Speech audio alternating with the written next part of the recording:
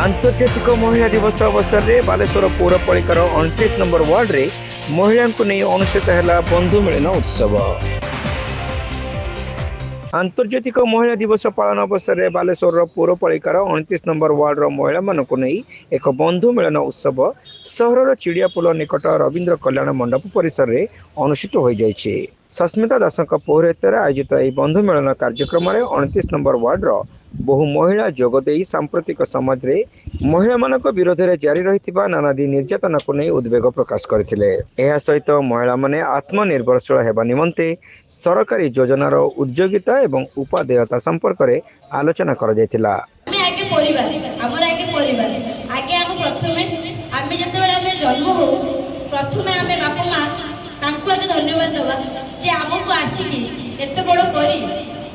आगु शिक्षा आगे प्रथम बापा माँ पाखे मुझे चिर नमस्ते कौन कहीं से आज ये मैंने आसिक आम आगे पहुँचीचु कहतु मैडम जमी कहले से जड़े ये लेक्चर अच्छा तो बापा माँ को सपोर्ट पाई सी कले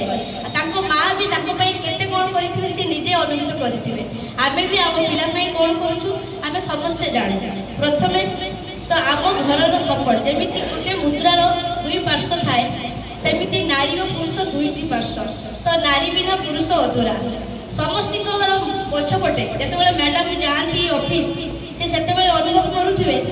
मो हजबैंड भी अच्छा सी किसी दायित्व नहीं पारे मैडम सका जाऊे सन्धार आसुवे जी भी अंगनवाड़ी दीदी अच्छे से भी हजबैंड साहाय्य करुवे तो आम भी महिला दिवस किंतु आम स्वामी को सपोर्ट बिना कि परिवार सपोर्ट बिना आम कि कार्यक्रम में मिनती जेना, स्वागतिका दास, सुचित्रा साहू, रेणुबाला महांती, अर्चना महांती, चंदना घड़ाई प्रमुख उपस्थित रही कार्यक्रम परिचालना करथिबा बेले अनादि साहू एवं रंजन दास एथिरे सक्रिय सहयोग करथिले।